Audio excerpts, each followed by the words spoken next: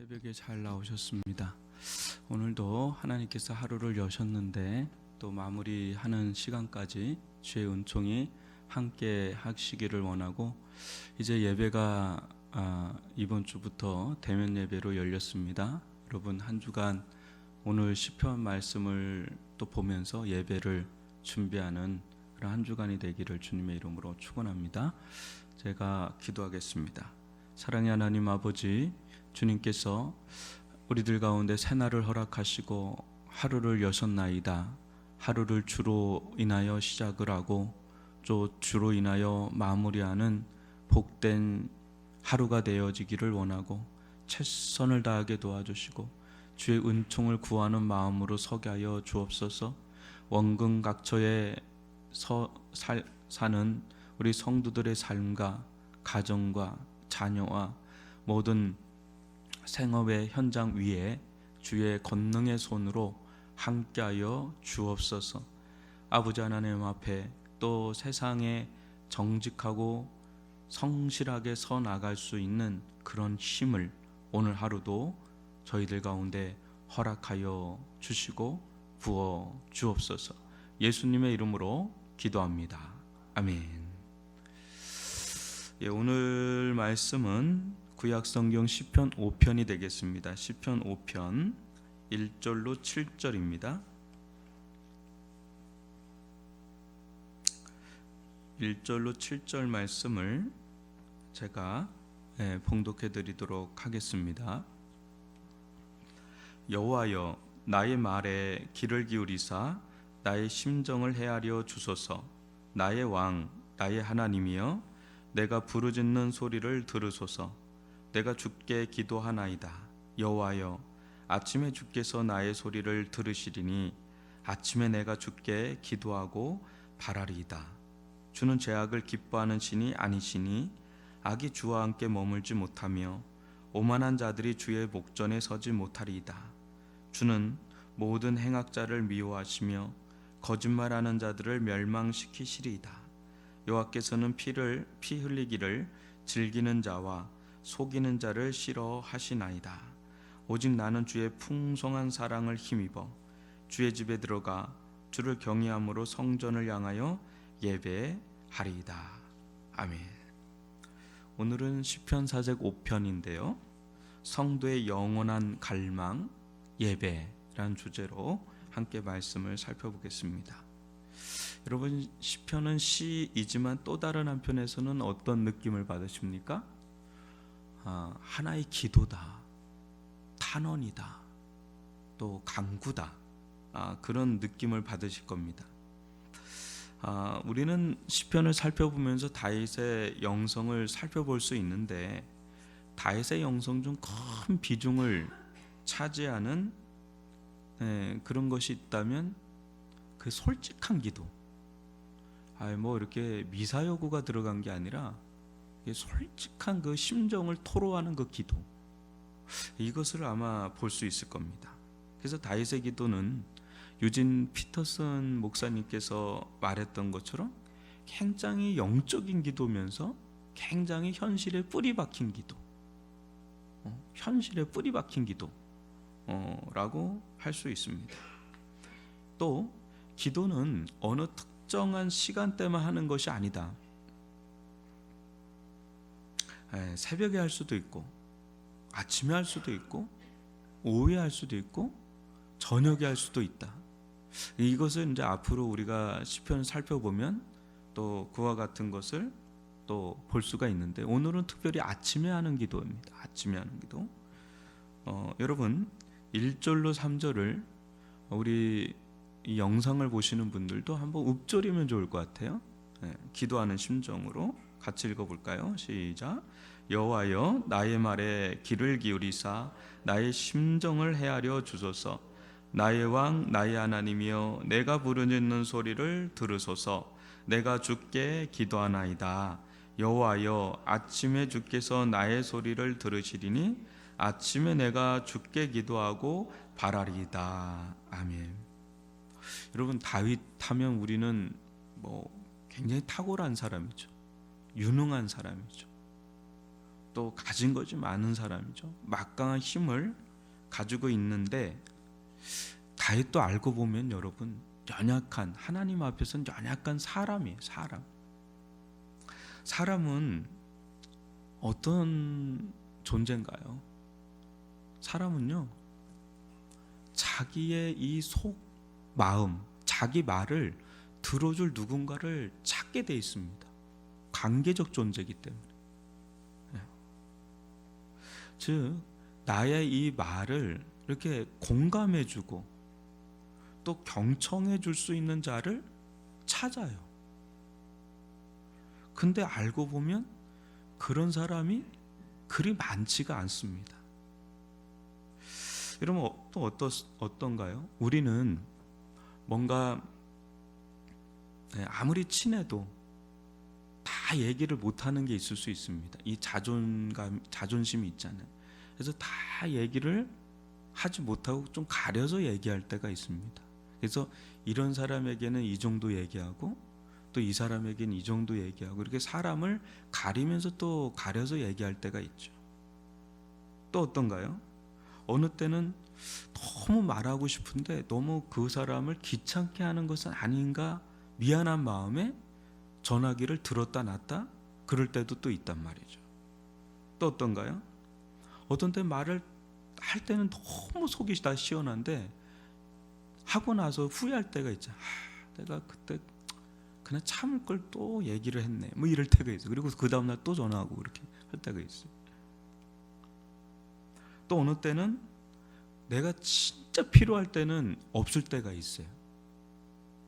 우리는 우리의 말을 들어줄 사람, 우리의 심정을 헤아려주고 공감해줄 사람, 그런 사람을 누구나, 다윗도 아무리 그 사람이 탁월해도 그런 사람을 원한단 말이죠. 근데 그가 하나님을 알아가면 알아갈수록 또 세상살이를 해나가면 해나갈수록 그런 자는 없구나. 그런 분은 오직 하나님 한 분밖에 없구나. 나의 말을 들어줄 분, 자기의 심정을 깊이 헤아려 줄 분, 그런 분은 하나님밖에 없구나. 그러면서 그는 점점점 기도의 사람으로 빚어져 간 겁니다. 그게 1절의 고백이죠. 나의 말을 들어주소서, 나의 심정을 헤아려 주소서 라고 말이죠. 하나님은요, 알고 보면 멀리 계신 것 같지만 또 알고 보면 우리에게 있어서 최고의 공감자고 또 우리에게 있어서 우리의 말을 들어주는 최고의 경청자고 또 우리에게 있어서는 최고의 카운셀러가 되시는. 그래서 우리는 그래서 기도를 이렇게 하는 거죠.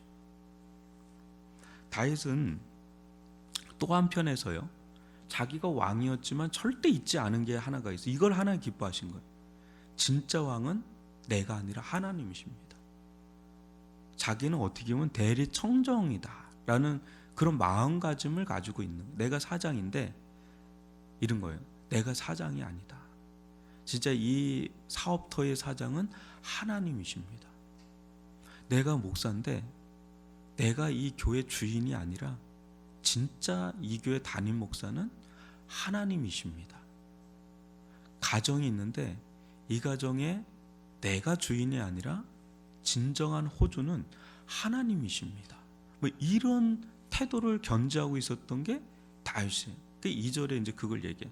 나의 왕, 나의 하나님이요. 이렇게 부르면서 기도하는 것을 보게 되죠. 그래서 모든 삶의 결제를 자기가 하는 게 아니라 궁극적으로 누구한테 받는 거예요?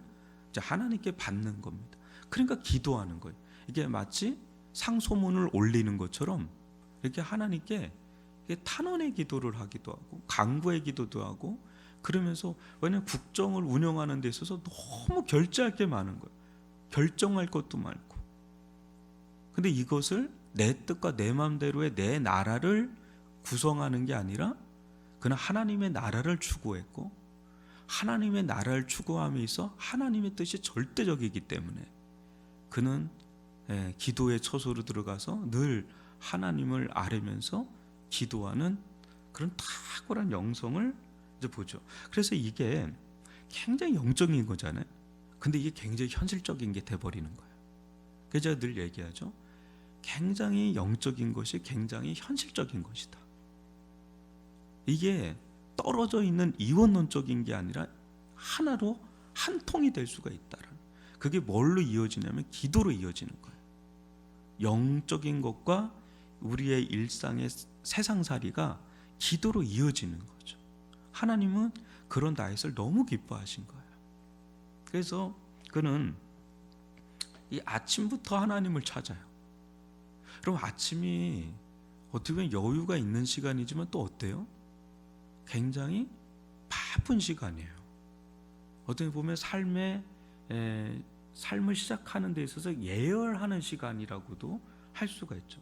그럼 비행기가 언제 가장 바쁜가요? 올라가서는 안 바빠요. 가장 위험한 때가 올라갈 때, 내려갈 때잖아요. 랜딩하고 또 이렇게 할 때, 그때가 제일 에너지가 확 들어가잖아요. 확 하면서 올라가잖아요. 그때. 근데 이 다윗은 그걸 뭘로 한 거예요? 기도로 올라간 거예요. 기도로 하루를 비상하듯이 확 올라가는 거예요. 근데 그의 그 하루의 그 갈망, 다짐, 그게 결국은 이제 하루를 준비하는 거예요. 예열하는 거예요. 시작하는 거예요. 그건 이제 끝을 바라보고 시작을 하는 건데, 그의 끝이 뭡니까? 오늘 이 3절에 보면 결국은 하나님을 바라는 겁니다. 오늘 하루를 시작하는데 저는 궁극적으로 이것저것 많이 하겠죠. 그러나 저는 궁극적으로 하나님 당신을 바라리이다. 이게 그의 갈망이라는 거죠. 여러분들 이제 하루를 시작할 겁니다. 하루를 마무리할 겁니다.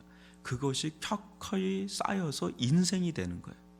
여러분들 인생을 단 한마디로 줄인다면 뭐가 되겠나 생각해 보셨습니까? 다윗은 하나님을 바란 거예요. 하나님을 바라는 거. 평생의 그의 소원은 하나님을 바라는 거. 어떻게 보면 지상에 살지만 천상을 사는 그런 삶답게 산 사람이 다윗이죠. 그것이 그러면서 그는 늘 이렇게 하루를 살면서 자기의 시선으로 하루를 사는 게 아니라 하나님의 시선으로 하루를 이렇게 보는 거예요. 그런 가운데 이제 4절부터 6절에 그런 기도가 나오는 겁니다. 한번 이 부분도 읽어볼까요? 시작. 주는 악이 주와 함께 머물지 못하며 오만한 자들이 주의 목전에 서지 못하리이다. 주는 모든 행악자를 미워하시며 거짓말하는 자들을 멸망시키시리이다. 여호와께서는 피 흘리기를 즐기는 자와 속이는 자를 싫어하시나이다. 그는 이 아침부터 심판적 기도를 하는 겁니다. 아침부터 어르신들 말로 아침 대팔부터 심판적 기도를 하는 겁니다. 근데 왜 그러냐? 여러분, 다윗이 믿는 하나님은 사랑의 하나님이세요. 그래서 7절에 보면 그 사랑에 대해서 노래를 합니다. 그러나 다윗이 믿는 하나님은 동시에 공의의 하나님인 거예요.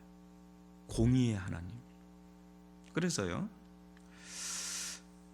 우리가 믿는 하나님은 사랑의 하나님이지만요, 공의가 빠진 사랑의 하나님은 아니시다라는 걸 우리가 명심해야 돼요. 우리는 사랑의 하나님 하면서 우리 나름의 사랑을 투영해요. 그래서 모든 걸 다 수용하는 하나님. 근데 이거 자칫 잘못하면 방종을 허락하는, 제약을 윤호해주는 그런 하나님으로 변질될 수도 있는 겁니다. 그러나 우리가 믿는 하나님은 십자가의 하나님이에요. 십자가가 왜 십자가인지 아시죠? 여러분, 십자가는 하나님의 사랑과 하나님의 공의가 입맞추는 자리가 십자가예요. 그래서 십자가는 예수님께는 하나님의 공의가 실현되는 장소였어요. 그래서 하나님의 모든 진노와 심판이 예수님께 다 쏟아 부어지잖아요. 근데 십자가는 우리에게는 은혜의 자리예요. 사랑의 자리고 구원의 자리가 된단 말이죠. 그래서 십자가는 하나님의 공의와 사랑이 가장 완벽하게 실현되는 그런 자리가 십자가였단 말이죠. 그런 측면에서 본다면 하나님은 세상의 죄악을 그냥 간과해 버리시는 분이 아니라 철저하게 다루시는 분이시다, 이렇게 보는 거죠. 그래서 다윗은 그런 하나님의 시선으로 지금 4절부터 6절까지 기도를 하는 거예요. 하나님의 공의가 이 땅 가운데 실현되기를 말이죠. 그걸 기뻐하고 또 하나님은 그런 기도를 하는 다윗을 사랑하시는 거죠. 기뻐하시는 거죠. 그래서 우리는요, 세상에 불의와 불법이 있을 때 어떻게 해야 되나요? 그냥 그걸 그냥 지켜만 보고 하나님 뭐 사랑의 하나님이니까 다 그냥 용서해 주시겠지, 그렇게만 기도하는 게 아니라 그들의 죄와 허물들을, 불법을 드러내시고 하나님의 정의와 공의가 이 땅 가운데 실현되게 하여 주옵소서. 뜻이 하늘에서 이루어진 것처럼 땅에서도 이루어 주옵소서. 그러나 주여 그들을 긍휼히 여겨 주셔서 구원으로 이끌어 주옵소서. 이것이 우리가 해야 될 기도인 줄 믿습니다. 그러면서 다윗은 궁극적인 소원을 피력을 합니다. 7절 한번 읽어볼까요? 시작.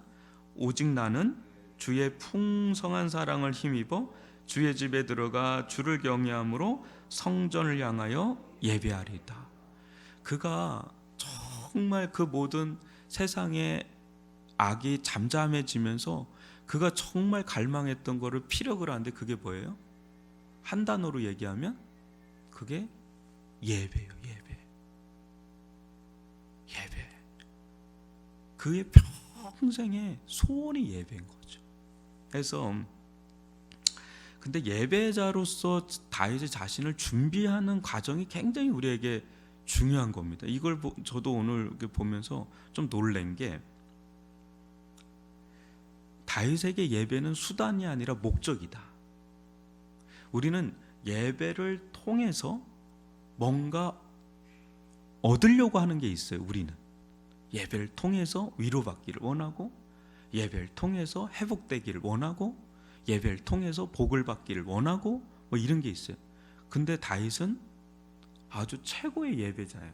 그냥 예배 그 자체가 목적이에요. 예배 그 자체가.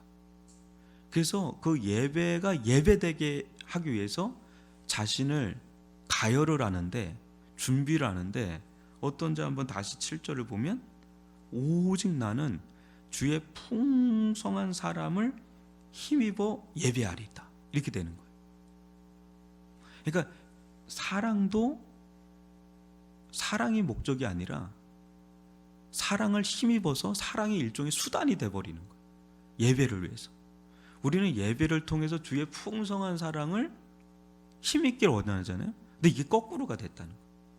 이미 그는 예배자, 참된 예배자가 되기 위해서 자신을 준비하는데, 참된 예배자가 되려면 주의 사랑을 그냥 적당히 입는 것도 아니라 풍성히 입어야 참된 예배자의 자리에 들어갈 수 있구나, 이걸 깨달은 거죠. 그래서 기도하는 거예요. 오직 나는 주의 풍성한 사랑을 힘입어 성전을 향하여 예배하리다. 그러니까 예배가 목적이 돼버리는 거죠. 그 또 하나는 뭐예요? 주의 집에 들어가 주를 경외함으로 예배하리다.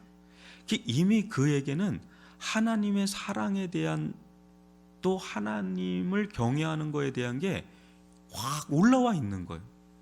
그리고 나서 하는 게, 궁극적으로 하는 게 예배인 거예요. 예배. 그러니까 한마디로 자신을 완전히 거룩한 산 제물로 드리는 거죠.